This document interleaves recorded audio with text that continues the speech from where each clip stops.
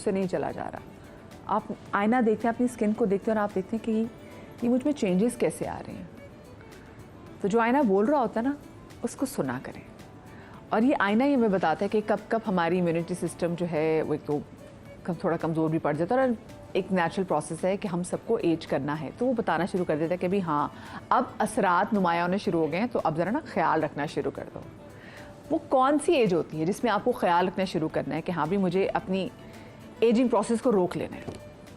हम रेखा को देखते हैं, हम देखते हैं भाई पता नहीं वो क्या खा रही हैं, क्या कर रही हैं, कौन से फेशियल करा रही हैं, भाई वो तो बूढ़ी नहीं हो रही।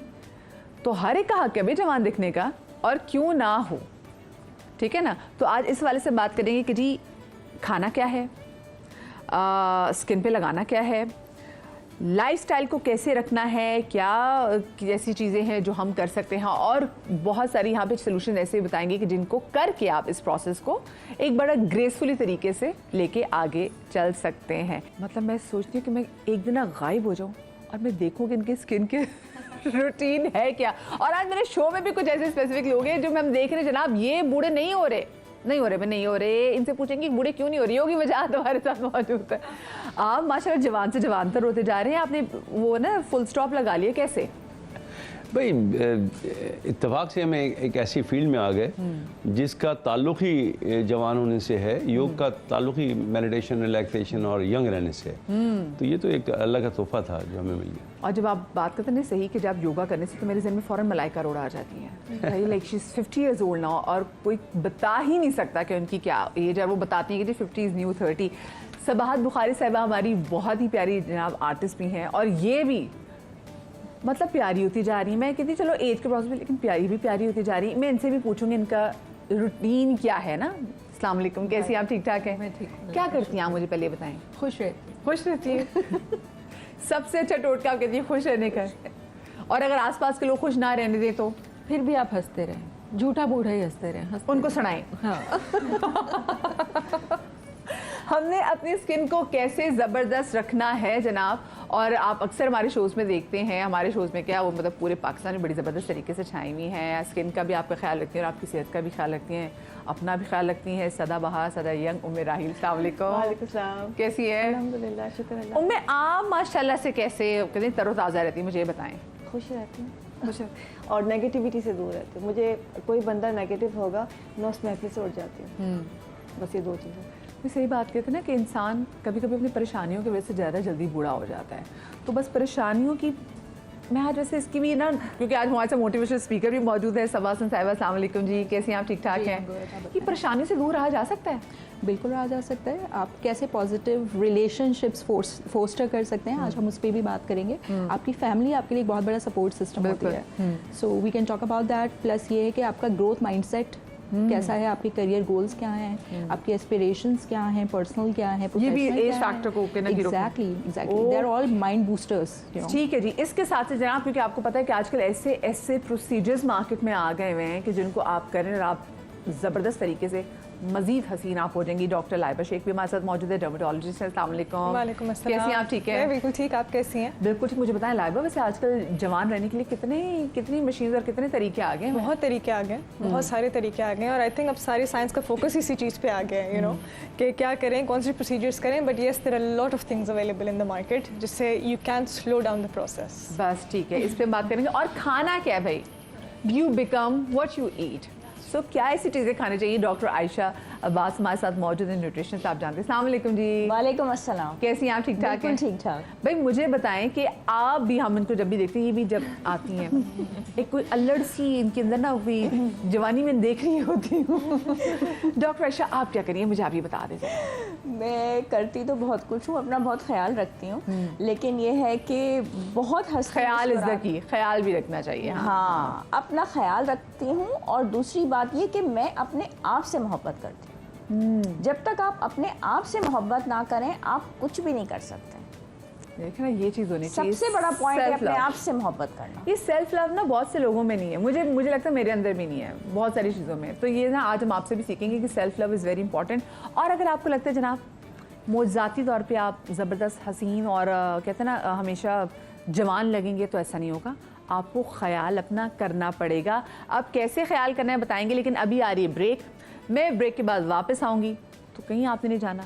इंशाल्लाह आज के शो से आप सीखेंगे। मैं भी तकरीबन मैंने सोचा 40 साल तक तो मैंने भी बिल्कुल ऐसे ही रहना है। मैं आज के शो से सीखूंगी कैसे। छोटी सी ब्रेक के बाद कहीं मत जाइएगा।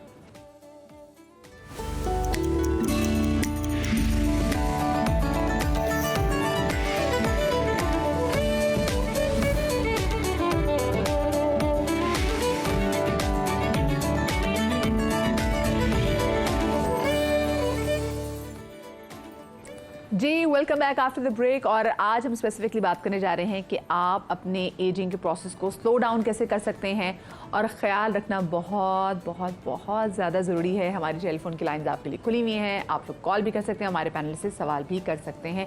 सबसे पहले तो मैं ज़रा सवाल जी आपकी तरफ आती हूँ, क्योंकि आप टेलीविज़न पे आती हैं और टेलीविज़न पे लोगों को ये आइडिया नहीं है कि ये जो लाइट्स जिनके दरमियान आप बैठे हुए हैं ये हमारी स्किन के लिए ये कितने मुज़िर हैं। और इन सब के साथ काम करते करते आप रोज़ काम कर रही हैं, आपके बाल भी बन रहे हैं, आपने मेकअप भी करना है, उसके बावजूद आपने अपना ख्याल रखा। किन किन चीज़ों को आपने अपनी ज़िंदगी में प्लस किया और किन किन चीज़ों को माइनस किया? सबसे पहली बात तो जो मैंने कही कि खुश रहना, हंसते रहें, जैसे उम्मे ने कहा नेगेटिविटी से दूर रहें, पॉजिटिव सोच होना, आपको ये सारी चीज़ें, थोड़ी अच्छी खुराक, बेहतर खुराक, आपको ग्रीन्स आपको अपनी ज़िंदगी में शामिल करना, थोड़े से आप क्या खाती हैं ये बताएं?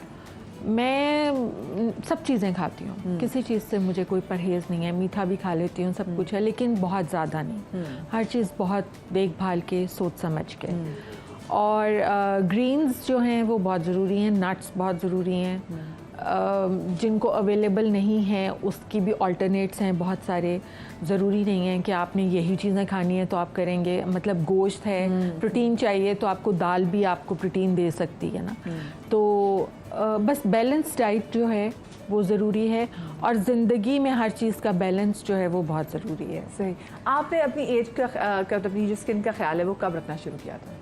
बहुत पहले से, क्योंकि हम लोग वो बच्चे हैं जो अपनी माँओं को देखते रहे हैं। और हमारी माँओं के ज़माने में कोई इस तरह के स्किन ट्रीटमेंट्स और इस तरह की कोई चीज़ें नहीं हुआ करती थी। वो देसी चीज़ों से ही, टोटकों से ही जो है वो सारा ख्याल किया करती थी। तो मैंने अपनी खालाओं को और अपनी माँ को हमेशा बेसन का इस्तेमाल करते हुए बहुत ज़्यादा देखा।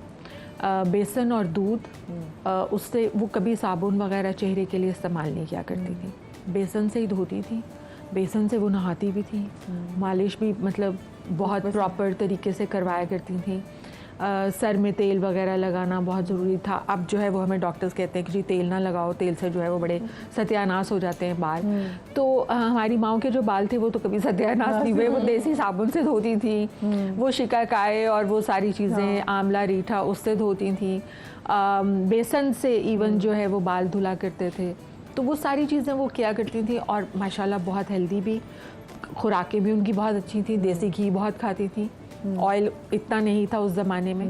तो ये सारी चीज़ें हैं जो अब जितना हमारी ज़िंदगी में कुकिंग ऑयल और जितना हमारी ज़िंदगी में ये आर्टिफिशियल चीज़ें, फास्ट फूड ये आ गया है, उतना ज़्यादा जो है वो सारी चीज़ें इंटरनली ख़राब होती जा रही हैं।